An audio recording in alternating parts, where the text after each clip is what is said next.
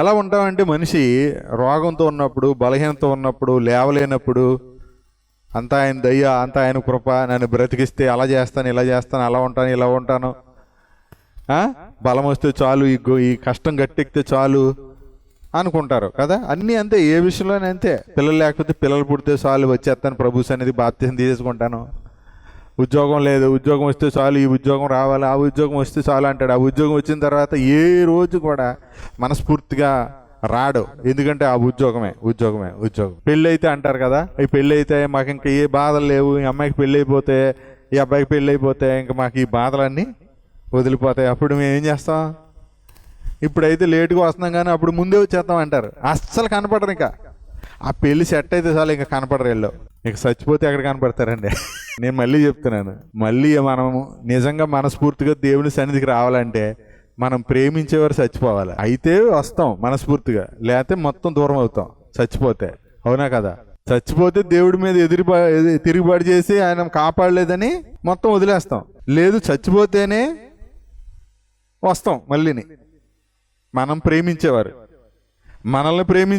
మనం ప్రేమించేవారు చచ్చిపోతే అయితే తిరుగుబాటు చేసి దూరం అవుతాం. లేకపోతే అప్పుడు మనస్ఫూర్తిగా పశ్చాత్తాపడి వస్తాం. ఎందుకు? ఈ ఊపిరిచ్చేది నీవే, వెళ్ళిపోయింది. నన్ను ప్రేమించే వ్యక్తి వెళ్ళిపోయాడు. నేను ఏదో ఒక రోజున వెళ్ళిపోవాలి. ఈ బంధువులు, నేను అనుకుంటున్న ఈ సంతోషాలు, ఈ ఫంక్షన్లు, ఇవన్నీ నాకేమైనా ఉపయోగపడతాయి? ఆ రోజున మరణ దినమున వాళ్ళు ఎవరన్నా ఉంటారా? మనతో ఉంటారా? తోడుగా వస్తారా? ఎవరన్నా వస్తారా? మరణంలో ఎవరన్నా తోడుగా వస్తారా? అడగండి మీ చుట్టాలని. నువ్వు రాకపోతే నీకు నాకు సంబంధం లేదన్నారు అనుకో, సావులో వస్తావా నాకు తోడుగా అని అడగాలి. ఎందుకో తెలుసా? నా ప్రభు నా కొరకు మరణించాడు. అందుకనే మనం పాత జీవితంలో క్రీస్తుతో కూడా మరణిస్తే క్రీస్తుతో కూడా జీవిస్తాం అని అంటారు. ఏమన్నా అర్థమైందా? క్రీస్తుతో కూడా మరణిస్తే క్రీస్తుతో జీవించడం అన్నాడు. ఇక్కడ ఇప్పుడు అతను ఖడ్గంతో చంపించినప్పుడు కాపాడిన దేవుడు చెరసాల పునాదులు కదివేసి చెరసాల తలుపులు తెలిసేసి కదా ఇడిపించలేదా? ఎందుకు ఇది రాయించాడు చెప్పండి? మొదట్లోనే చంపించేసాడట. మొదట్లోనే చంపించేసాడు ఖడ్గంతో అని రాయించి తర్వాత కాపాడాడని రాయించాడు. ఎవరిని? వేరే వ్యక్తిని కదా. ఒకసారి మీరు చదవండి 12వ అధ్యాయమే. ఇక్కడ మళ్ళీ చూద్దాం, 12వ వచనంలో ఒకసారి చూద్దాం. అక్కడ అనేకులు కూడి ప్రార్థించుచుండిరి. అనేకులు కూడి 12 అత్యాసక్తితో ప్రార్థన చేస్తున్నారు అని 5వ వచనంలో చదివాం. 12 ఏముంది? అక్కడ అనేకులు కూడి ప్రార్థించుండిరి. అతడు తలవాకిటి తలుపు తట్టుచుండగా రోదేను ఒక చిన్నది ఆలకించుటకు వచ్చెను. ఆమె పేతురు స్వరము గుర్తుపట్టి సంతోషము చేత తలుపు తీయక లోపలికి పరిగెత్తుకుని పోయి పేతురు తలుపు దగ్గర నిల్చున్నాడని చెప్పెను. అందుకు వారు, నీవు పిచ్చిదానవనిరి. అయితే తాను చెప్పినదే నిజమని ఆమె దృఢముగా చెప్పినప్పుడు వారు అతని దూత అనిరి. పేతురు ఇంకా తట్టుచున్నందున వారు తలుపు తీసి అతను చూసి భ్రాంతి నొందిరి. అతడు ఊరకుండుడని వారికి చేసైగ చేసి ప్రభు తన్ను చెరసాల నుండి ఎలాగూ తీసుకుని వచ్చినో వారికి వివరించి యాకోబునకును సహోదరులకును ఈ సంగతులను తెలియజేయుడని చెప్పి బయలుదేరి వేరొక చోటికి వెళ్ళెను. తెల్లారిగప్పటికీ పేతురు ఏమాయనో ఆ సైనికులకు గలిబిలి కలిగింది. ఎంత కాదు. అసలు ఎవరైనా మనతో కలిసి ఉండే ఒక వ్యక్తిని చంపేస్తే ప్రార్థన చేయాలన్న ఆలోచన వస్తుందా? రాదు అని మనకి మొదటి సమాధానం వస్తుందా? అంటే ఇప్పుడు దీన్ని బట్టి మనము యేసు ప్రభువుని అసలు ఎరగలేదు. ఆయన మనము ఎరగలేదు. ఎందుకంటే మనకు నిరీక్షణ లేదు. విశ్వాసం ఉందా అంటే ఉందని చెప్తారు. ప్రేమ ఉందా అంటే డౌట్. ఉంది లేదు అని 2 మిక్స్డ్ సమాధానాలు వస్తాయి. మరి నిరీక్షణ ఉందా అని అడిగాను అనుకోండి, నిరీక్షణ ఉందా అని అడిగా అసలు దాని గురించిన ప్రస్తావనే మీకు అసలు మీ లైఫ్లో అది ఎక్కడో ఉంటుంది. కానీ క్రైస్తవ జీవితము 3 విషయాల మీద ఆధారపడి ఉంది. మొదటిది విశ్వాసము, 2 నిరీక్షణ, 3 ప్రేమ. వీటిలో ఈ 3 నిలుస్తాయి. ఈ 3 నిలిచేవి. కానీ వీటిలో మరి శ్రేష్టమే ప్రేమ అన్నాడు. అంటే ఫైనల్గా మన జీవితంలో, మన హృదయంలో ప్రేమ పుట్టాలి. ఎందుకు అంటే ప్రేమే దేవుడు కనుక. అంతేనా? అంటే మనలో ప్రేమ ఉంటే ఎవరున్నట్టు? దేవుడు ఉన్నాడు. ఈ ప్రేమించేది ఎవరు? దేవుడా మనమా? అందుకే మనం ఒకరినొకరు ప్రేమించుటకు దేవుని చేత నేర్పించబడాలి. అదే విశ్వాసాన్ని బట్టి మనలో కలిగే నిజమైన ప్రేమ. అప్పటి వరకు మన జీవితాల్లో మార్పు ఉండదు.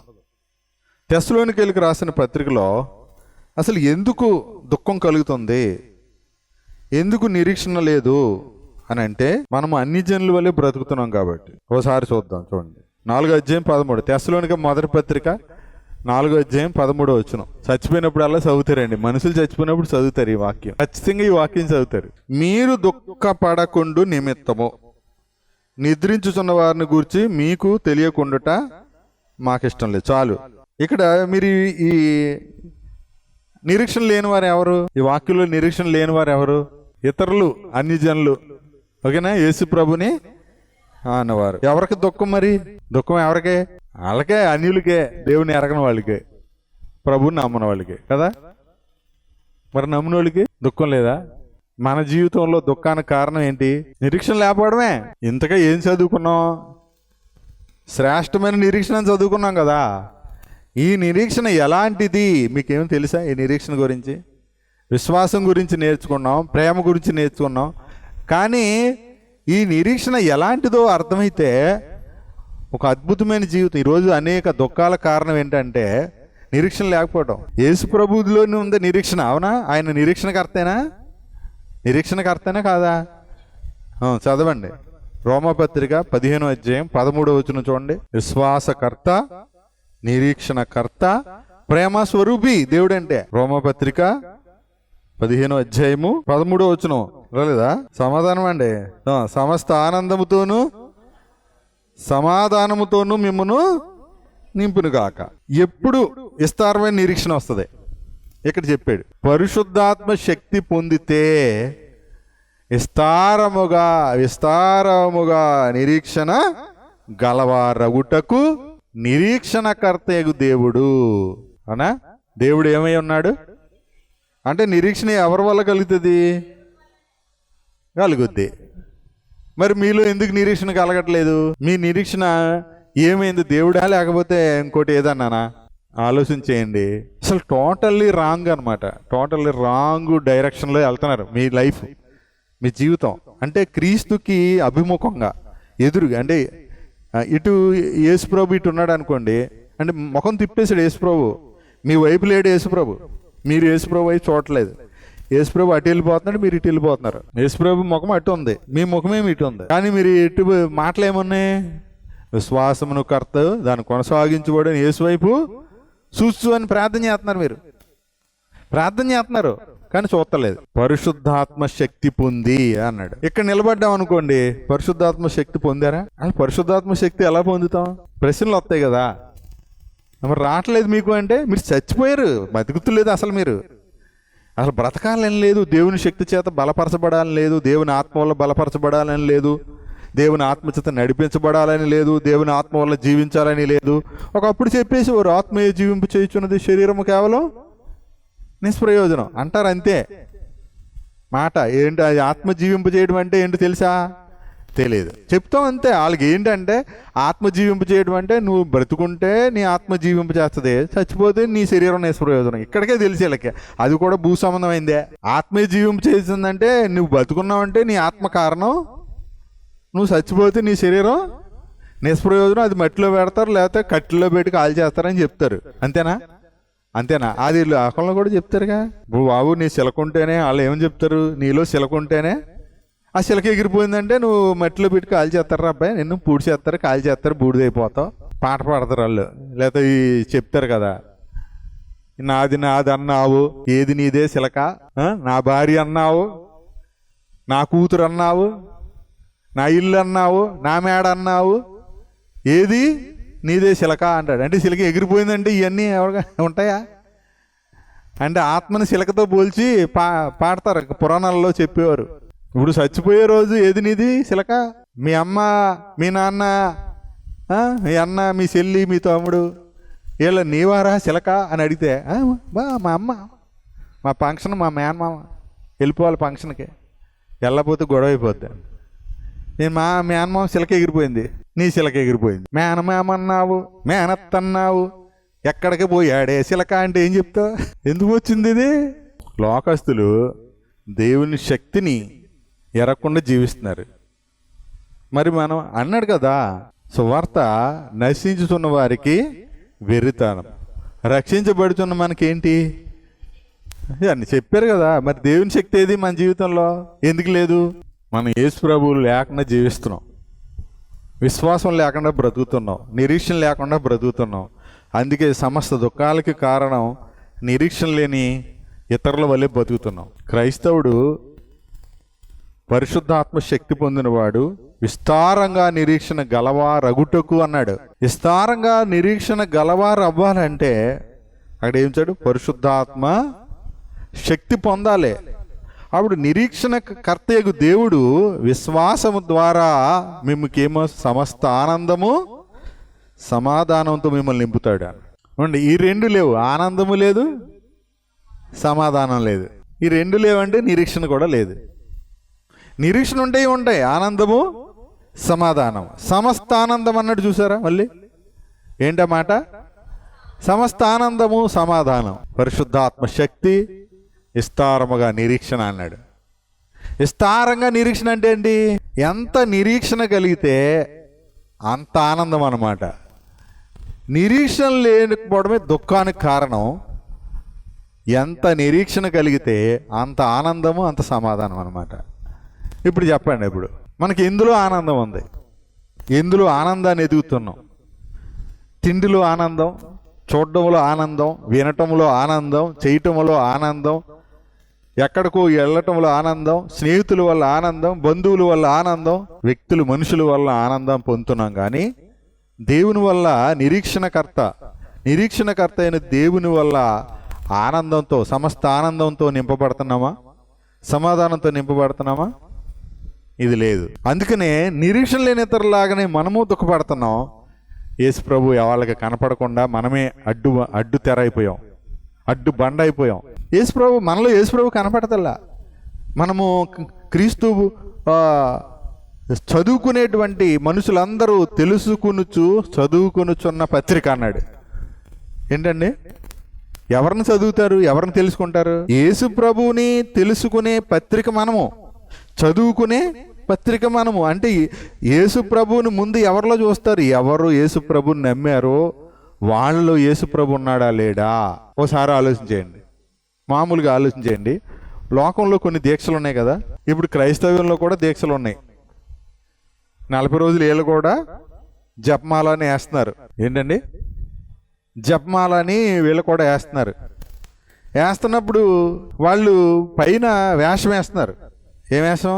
ముక్కుబొడు రంగు బట్టలు, ఆ మెల్లో పూసల దండ, ఆ చివరి ఏముంటుంది? సిలువ. వాళ్ళకేమో వాళ్ళకి ఉంటాయి.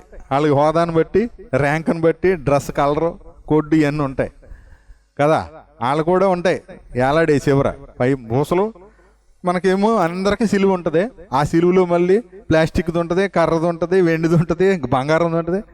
మళ్ళీ వీడు హోదాను బట్టి అందులో సిలువ కూడా ఉండదా? వేసేవాడు బంగారం వేస్తాడు, కొంచెం ఎండి వేస్తాడు, కొంతమంది కర్రది వేస్తారు, కొంతమంది ప్లాస్టిక్ వేస్తారు, కొంతమంది ఏమో ఇంకా కొమ్ములు అంటే రాయితోటి ఉంటాయి, గాజుతో చేసి సిలువలు ఉంటాయి, బాగా మెరుతాయి అన్నమాట. తర్వాత ఇంకా ఉన్నాయి, గ్రానైట్ సిలువ ఉంటుంది. తర్వాత రకరకాలు ఏవో ఉంటాయిలేండి. మొత్తానికి సంథింగ్ అంటే తయారు చేసి సిలువ చేసేటప్పుడు ఒకటే సిలువ, కానీ రకరకాలు వాడతారు. వాళ్ళేమో వాళ్ళకు ఉండే వాళ్ళకు ఉంటాయి. కత్తి ఉంటుంది, శూలం ఉంటుంది, ఉంటాయండి. కొంతమందికి ఓంకారం ఉంటుంది, ఇంకేవో రకరకాల వాళ్ళకేవో ఉంటాయి. మొట్టమొదటిసారి వేసుకున్నప్పుడు ఒకటి ఉంటుంది కదా. 18 సంవత్సరాలు అయిన తర్వాత గురువు అయిపోతాడు కదా, ఆ గురువుకి ఇంకోటి ఉంటుంది. మొదట వేసినప్పుడు ఒక కలర్ ఉంటుంది, గురువు అయిపోయిన తర్వాత ఇంకొక కలర్ కోడ్ ఉంటుంది కదా. సరే, ఈ దీక్షలో వీళ్ళు దీక్షలో ఉన్నారని వాళ్ళ కలర్ కోడ్ చూసి, వాళ్ళ మెడలో ఉన్న మాల చూసి వాళ్ళు ఎవరో మనం గుర్తించమా? నేను దానికోసం చెప్పాను కదా. సరే, ఇప్పుడు వాళ్ళే దీక్షలో ఉన్నారా? ఎందుకంటే వాళ్ళు డ్రెస్ వేసారు, మాల వేసారు, స్పెషల్గా ఉన్నారు, జోళ్ళు తొడుక్కుంటలేదు, చెప్పులు తొడుక్కుంటలేదు. తర్వాత వాళ్ళు పొద్దున్నే లేస్తున్నారు, టైంకి లేస్తున్నారు కదా, టైంకి లేస్తారు. భిక్ష అందరూ కలిసి, ఆ స్వాములు, ఆ దీక్షలో ఉన్నవారు అందరూ కలిసి ఒకే చోట చేస్తారు.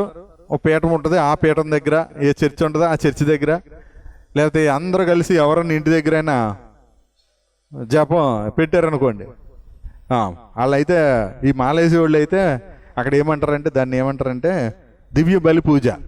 ఏం పూజ? బలి పూజ పెడతారన్నమాట ఇంటి దగ్గర. ఇప్పుడు మనం యేసుప్రభు మాలేసి ఉన్నాం అనుకోండి, జపమాల, వాళ్ళేమో పడి పూజ పెడతారు, మనం ఏం పెడతాం? బలి పూజ. ఏ పూజ ఇది? దివ్య బలి పూజ అని పెడతారు. ఎవరు? రోమన్ క్యాథలిక్లు. దానికి డూపు ఇది, దీనికి వాళ్ళు డూపు. మరి మనకేం అవసరం లేదు, మనకి మొత్తం ఇది డూపు. ఏంటి? Totally dupe. యేసు ప్రభుకి రీప్లేస్మెంట్ అనమాట ఇది. ఈ దివ్య బలి అయిపోయింది, అవ్వలేదా? యేసు ప్రభు బలి అయిపోయింది కదా. అయిపోయినప్పుడు మనలో యేసుప్రభు కనపడలేగా, అప్పుడు వాళ్ళు ఆ విధంగా చూపెడుతున్నారు యేసుప్రభుని. వాళ్ళు డ్రెస్ వేసుకొని, మాల వేసుకొని, దివ్య బలి పూజ చేసి, వాళ్ళు మొత్తం మీద ఇప్పుడు నేను మాల వేసుకొని మా ఇంటి దగ్గర దివ్య బలి పూజ పెట్టాను, అప్పుడు అందరినీ పిలిచాను, భోజనాలు పెట్టాను, అంతా చేశాను. ఇప్పుడు ఎవరు వచ్చినా, మా చుట్టాలైనా, వాళ్ళు నమ్మినోళ్ళు నమ్మనోళ్ళు, ఎవరైనా యేసుప్రభు నమ్మినోళ్ళు కావండి, నమ్మనోళ్ళు కానివ్వండి, అందరూ నన్ను ఏమంటారు? మాలేసుకున్నాడు, దీక్షలో ఉన్నాడు, మాలలో ఉన్నాడు, దీక్షలో ఉన్నాడు. అవునా? ఏ దీక్ష? యేసు ప్రభు దీక్ష, మరియమ్మ దీక్ష. ఓకేనా? అర్థమైందా? అర్థం కాలేదా? అర్థమైంది. మన దగ్గరికి వచ్చేద్దాం. అది ఎందుకు చెప్పానంటే ఇది మన దగ్గరికి రావడానికే. ఇప్పుడు మనం కూడా దీక్షలో ఉన్నామా లేవా? విశ్వాసంలో ఉన్నామా లేవా? విశ్వాసంలో ఉన్నాం అంటే దీక్షలోనే ఉన్నావు నువ్వు. వాళ్ళు 40 రోజులు చేస్తారు, జీవితకాలమా? అవునా కదా? చూడండి, ఒకసారి చూద్దాం, వాక్యంలో చూద్దాం. ఫిలిప్పీయులకు రాసిన పత్రిక 1వ అధ్యాయం 3-6 వచనాలు కలిసి ఉన్నాయి, చూడండి, చదివితే. ఇది వరకు సువార్త విషయంలో మీరు నాతో పాలువారైండుట చూచి మీలో పౌలు ఈ ఫిలిప్పీ సంఘాన్ని గురించి ఇస్తున్న సాక్ష్యం, ఫిలిప్పీ సంఘాన్ని గురించి సాక్ష్యం ఇస్తున్నాడు. వాళ్ళు అంటండి, మొదటి దినము నుండి. మొదటి దినం అంటే ఏ దినం ఇది? ఆది యందు భూమి ఆకాశాలు సృజించిన ఆ దినం నుంచా? మొదటి దినం అంటే ఏంటి? యేసు ప్రభుని నమ్మారు, సువార్తను నమ్మిన దినము నుండి, యేసు ప్రభుని విశ్వసించిన ఆ దినము నుండి ఇది వరకు సువార్త విషయంలో మీరు నాతో పాలువారు అన్నారు. సువార్త విషయంలో వీళ్ళు పౌలు గారితో కలిసి ఏమయ్యారు? యేసు ప్రభుని నమ్మిన దినం నుంచి. ఇవాళ యేసు ప్రభుని నమ్మారు అనుకోండి, ఈ రోజు నుంచే మీరు నాతో సువార్త విషయంలో ఏమయ్యారు అంటే నాకు కూడా వచ్చినట్ట. అక్కడ ఏమన్నాడు? సువార్త విషయంలో మీరు నాతో పాలువారంటే ఈరోజు మీరు యేసు ప్రభుని నమ్మి వచ్చారండి. ఇప్పుడు నాతో కూడా మీరు ఏమైపోయారు? సువార్తలో పాలువారు అయిపోయారు. ఇప్పుడు మీరు సువార్త నమ్మారు, ఇంటికి వెళ్ళినా సువార్త నమ్ముతారు కదా. ఎక్కడున్నా సువార్తలోనే కదా మీరు ఉంటారు, సువార్త వలన కదా మీరు జీవించాలి అన్నాడు. మీలో ఈ సత్క్రియను ఆరంభించిన వాడు అన్నాడు. అసలు మొదటి దినము నమ్మిన రోజునే మీరు సువార్తలో పాలివారయ్యారు. ఆ సువార్త మిమ్మల్ని రక్షించింది, ఆ సువార్తను మీరు విశ్వసించారు, ఆ సువార్త మీలో విశ్వాసం కలిగించింది, ఆ సువార్త మీలో పాపక్షమాపణ కలిగించింది, ఆ సువార్త మీకు సువార్త ద్వారా పరిశుద్ధాత్మను అనుగ్రహించాడు దేవుడు విశ్వసించినప్పుడు. ఆ సువార్త ద్వారా మీరు పిల్లలయ్యారు, ఆ సువార్త ద్వారా సేవకుడితో సువార్త విషయంలో మీరు పాలువారు కూడా అయిపోయారు. ఆ రోజు నుంచి మీరు యేసుక్రీస్తు దినము వరకు ఇది సత్క్రియ అన్నాడు. సువార్తలో పాలువారం అవడం అనేది ఏంటి? సత్క్రియ. ఇది ఎప్పటి వరకు మీరు కొనసాగిస్తారని నేను రూఢిగా నమ్ముతున్నాను అన్నాడు పౌలు. యేసుక్రీస్తు దినం వరకు అన్నాడు. అంటే ఏంటి? యేసు ప్రభు వచ్చే వరకు అనే కదా. మీరు సత్య వరకు అని అంటే అది మన సాగు వరకు పనిచేస్తుంది. కానీ యేసుక్రీస్తు దినం వరకు అని అంటే ఇక దానికి మళ్ళీ తిరిగే లేదన్నమాట. దాంట్లో ఏమంటారు, వంకలు చెప్పడానికి లేదు, ఇక సాకులు ఏం చెప్పడానికి లేదు. నేను రూఢిగా నమ్ముతున్నాను మీరు దీన్ని యేసుక్రీస్తు దినం వరకు కొనసాగిస్తారని అన్నాడు. అంటే ఇప్పుడు ఈ ఫిలిప్పీ సంఘానికున్న ఈ సాక్ష్యము మనకు కూడా ఉండాలి. ఎప్పుడు ఉంటది? సువార్త విషయంలో మీరు నాతో పాలివారు. ఎప్పటి నుంచి? మొదటి దినము నుండి యేసు ప్రభుని నమ్ముకున్నాను అని చెప్పి రక్షణ పొందిన ఆ రోజు నుంచి కూడా సువార్తలో పాలివారు అంటే అర్థం ఏంటి తెలుసా? మిమ్మల్ని రక్షించిన ఆ సువార్తకు మీరు సాక్షులు. ఆ సువార్త వల్ల మీరు జీవించడానికి మీరు తీర్మానం చేసుకున్నారు. ఆ జీవంలోకి ప్రవేశించారు. దాన్ని ఏమన్నాడు? భక్తిలోకి ప్రవేశించారు. చూడండి, ఒక మాట చూద్దాం, మీకు అర్థమవుతుంది. ఇప్పుడు మళ్ళీ తీతుకు రాసిన పత్రిక మొదటి అధ్యాయం 1వ వచనం చూడండి. దేవుడు ఏర్పరచుకొనిన వారి విశ్వాసము నిమిత్తం అన్నాడు. దేవుడు ఏర్పరచుకున్న వారికి ఏముంటది? విశ్వాసము నిమిత్తమును రెండు నిత్య జీవమును గూర్చిన నిరీక్షణతో కూడిన భక్తి. అసలు ఈ భక్తిలోనే ఏముంది? నిత్య జీవముతో కూడిన నిరీక్షణ. ఇది ఏ నిరీక్షణ? ఎలాంటిది? ఏముంది? మీకు ఉందా?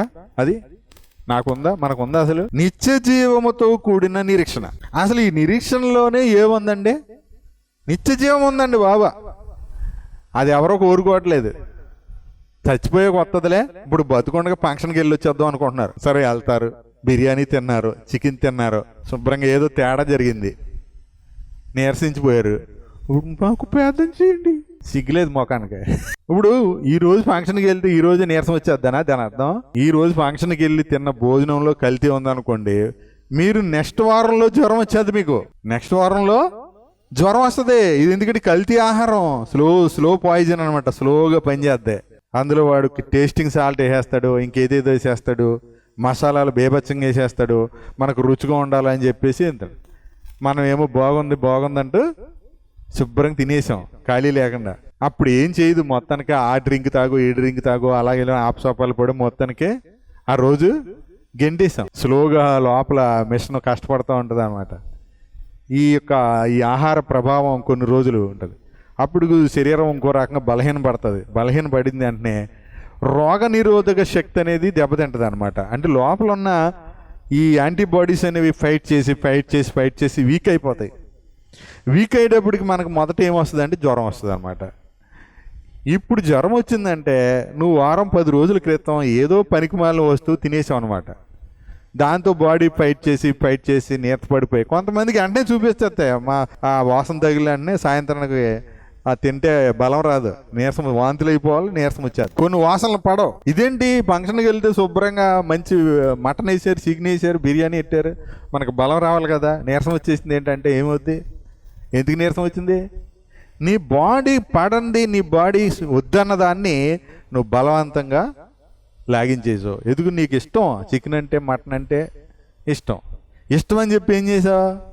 లోడ్ గేర్ మొత్తం నింపేసావు ట్యాంక్ చెత్తతోటి. ఇంకా అది తిన్న తర్వాత నీ నోరు రమ్మంటుంది, కానీ పొట్ట వద్దంటది. కానీ ఆ విషయం పట్టించుకో. నోరు కావాలంది, బాగుంది. వాళ్ళేమో వేసేవాడు ఎవడో మన మీద ప్రేమతోటి 2 ముక్కలు ఎక్స్ట్రా వేసేది కదా, టేస్ట్గా ఉంది. ఏం చేసాం? ఏదో రకంగా మొత్తం తోసేసాం లోపలికి. సాంబార్ మానేసాం, దీని పెరుగు మానేసాం, మొత్తం ముక్కలతోటి లాగించేసాం. ఇప్పుడు తిన్న తర్వాత బలం రావాలి కదా. నిజం చెప్తున్నాను, ఆ రోజు రాకపోతే నెక్స్ట్ రోజు చూడండి మీ బాడీలో ఎలా ఉంటుందో. కొందరికి ఒళ్ళు నొప్పులు వస్తాయి, కొందరికి బాడీ తిరుగుతూ ఉంటుంది, ఊపుతూ ఉంటుంది, తేడా వస్తుంది. మీరు గమనించండి, మీరు నోటీస్ చేయరు. మళ్ళీ బొగ్గేసేస్తారు ఏదోటి, మళ్ళీ వేసేస్తారు ఏదోటి, మరుసటి రోజున మళ్ళీ వేసేస్తారు ఏదోటి. దానికి తగ్గ పని చేయాలి, కష్టపడాలా, దానికి తగ్గట్టుగా పని చేయాలా. పని చేయలేదు, తినేసాం. పని చేయలేదు అనుకోండి, ఏమవుతుంది? డిపాజిట్ అయిపోతుంది. ఈ పక్కన వెనకాల డిపాజిట్ అయిపోతుంది. ఇప్పుడు దుర్గ లాంటి బక్కవాళ్ళు ఉన్నాను, ఏమైపోద్దో తెలియదు. అసలు ఏమైపోద్దో అసలు తెలియదు. వాళ్ళు ఇంత తింటారు, ఏదో తింటే బాగుపడతారు. అసలు ఎందుకు ఆకలి వేస్తలేదు? అలాంటి వాళ్ళు ఎంత తిన్నా పర్లేదు. ఇప్పుడు ఏం చేయాలి అలాంటి వాళ్ళు అంటే? ఆకలి కలగాలి. ఇప్పుడు కనీసం ఇతరులు తినే అంత అయినా తినాలా. ఇలాగూ ఇవన్నీ చూస్తే నిరీక్షణ అనే దాన్ని కోల్పోయినప్పుడు మొత్తం ఈ జీవితంలో అస్తవ్యస్తమైనటువంటిది అనమాట. అసలు ఏం తింటున్నాం, ఏం చేస్తున్నాం, ఎలా ప్రవర్తిస్తున్నాం, రోజంతా ఎలా గడుపుతున్నాం అంటే ఎందులోనూ నిరీక్షణ లేదు. ఏదో ఒక నిరాశ, నిస్పృహ, ఒక రకమైన మత్తు, మాయ. ఈ శరీరం మాయలో పడి తిన్నామా, ఏమో తిన్నాంలే, తింటాను ఇప్పుడు వద్దు. తర్వాత కొంతమందికి ఏమో కుక్క ఆతురపడినట్టుగా ఏం చేస్తారు, టైం దాటేటప్పటికి దడొచ్చేస్తుంది, బొగ్గేసేలా. ఏంటి, కాళ్ళు చేతులు దడొచ్చేది టైం దాటేటప్పటికి. ఏం చేయాలి, వేసేయాలి, ఏందో కొత్త మొత్తానికి వేసేయాలి కడుపులో. కొంతమందికి ఏమో ఏ టైం తింటారో ఏం తెలీదు, టైము లేదు పాడు లేదు, తింటాలే. ఇప్పుడు ఆకలేస్తలేదు, ఎందుకు, పొద్దున్న అదనంగా వేసేసావు లోడు, ఏదో తినేసావు. ఏం తినేసావు అంటే ఏదో తినేస్తావు, ఏ పెసరెట్టో లేకపోతే ఇడ్లీయో ఉప్మా అది ఇది కలిపి మొత్తం దంచి కొట్టేసావు. ఇక మధ్యాహ్నం 3 అయినా కూడా ఇంకేం అడగదు బాడీ అడగకుండా తినకండి. గట్టిగా నకనకలాడి ఆకలి వేసినప్పుడు తినాలి అసలు భోజనం. ఆకలి వేయకుండా తినకండి. టైం అయింది అని 1 గంట అయిపోయిందా, 2 అయిపోయిందా అని తినకండి. ఆకలి వేస్తుంది అనుకోండి, తినండి.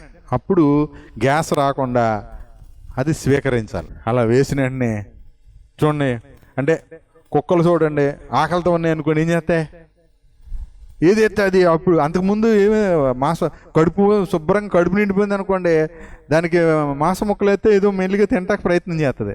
అప్పుడు మీరు పప్పు అన్నమో పెరుగన్నం పెట్టారనుకోండి, చూసి ఆ పక్క పోతుంది. అదే ఆకలితో ఉన్నప్పుడు పప్పు అన్నమో పెరుగన్నం పెట్టండి, నాకేస్తాయి. మనం అంతే. ఆకలి ఎందుకు వేయట్లేదు ముందు చూసుకోండి. మనిషికి ఆకలి నిద్ర కరెక్ట్గా ఉండే, ఏ రోజుకి ఆ రోజే విసర్జన కూడా చేయాల. తినటమే కాదు, 2 పూటలు 3 పూటలు బొగ్గేసేస్తాం కాదు, పంపించాలి బయటికి, విసర్జించాలి. లోపల ఉండిపోవడమే రోగం. ఇప్పుడు శరీరంలోనూ ఇలాంటి అక్రమం ఎందుకో తెలుసా, ఇక్కడ అంటున్నాడు, నిత్య జీవమును కూర్చుని నిరీక్షణతో కూడిన భక్తికి ఆధారమగు సత్య విషయమైన అనుభవ జ్ఞానము నిమిత్తం అన్నాడు. భక్తికి ఆధారమైంది ఏంటో తెలుసా, సత్య విషయమైన అనుభవ జ్ఞానం. అంటే మీలో మనకేం లేదు, సత్య విషయమైన అనుభవ జ్ఞానం లేదు, యేసుక్రీస్తుని గురించిన అనుభవ జ్ఞానం లేదు, దేవుని గురించిన అనుభవ జ్ఞానం లేదు. నిరీక్షణతో కూడిన భక్తికి ఆధారమైనటువంటి సత్యము, ఆ సత్య విషయమైన అనుభవ జ్ఞానం లేదు. ఇది నిత్య జీవమును కూర్చుని నిరీక్షణతో కూడిన భక్తి అన్నాడు. ఈ భక్తిలో ఏముంది, నిత్య జీవాన్ని గురించి నిరీక్షణ ఉంది. ఈ నిరీక్షణ ఇతరులకు ఉందా, లేదు. కాబట్టి వాళ్ళ జీవితంలో ఏముంది, దుఃఖం ఉంది. మరి నీ జీవితంలో ఏముంది, పరిశుద్ధాత్మ శక్తి పొందావు, విస్తారముగా నిరీక్షణ కలిగి ఉన్నావు.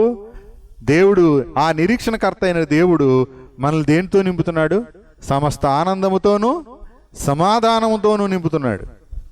మరి కనబడాలి కదా, ఆనందం ఏది, సమాధానం ఏది. ఆనందం సమాధానం ఈ 2 లోకానికి మనలో కనిపించాలి. ఏ రోజు నుంచి, ఆ మొదటి దినము నుండి, యేసు ప్రభువుని నమ్మాను అన్న రోజు నుంచి నువ్వు సువార్తలో పాలివాడబయ్యావు. మనం జీవిస్తే ఈ 2 కనపడతాయి. దేవుని శక్తి చేత జీవిస్తే ఈ 2 కనపడతాయి. లేదు, మనమే జీవిస్తే ఇవి కనపడవు. ఎక్కడా కూడా నిరీక్షణ కనపడదు, విశ్వాసం కనపడదు, ప్రేమ కనపడదు. ఈ 3 ఏది కనపడకపోయినా వీళ్ళు యేసు ప్రభువుని నమ్మారన్న పేరు మాత్రం ఉండదు. కానీ వీళ్ళు జీవిస్తున్నారు, వీళ్ళు ఏం బ్రతుకులు, వీళ్ళు ఏం మాటలు చెప్తారో అదే చేస్తారో. వీళ్ళు మాట తప్పరు, వీళ్ళు మాటకు నిలబడతారు, వీళ్ళు నీతికి నిలబడతారు, వీళ్ళు నీతిమంతులు. వీళ్ళు ఎప్పుడు సమాధానంగా ఉంటారు, గొడవలకు రారు, గొడవ పడరు. వీళ్ళు తిట్టినా మనం తిట్టరు, దూషించినా దూషించరు, వాళ్ళు అబద్ధం ఆడరు, బెంకమలాడరు. మనకంటే ముందు వాళ్ళే క్షమించమంటారు. మనమేమో నేరాన్ని అంటే క్షమాపణకి క్షమించరాని నేరాలు చేసి కూడా మనం ఒప్పుకోం. కానీ వాళ్ళు నేరం వాళ్ళది కాకపోయినా వాళ్ళు ఒప్పుకుంటారు. ఈ సాక్ష్యం కావాలా?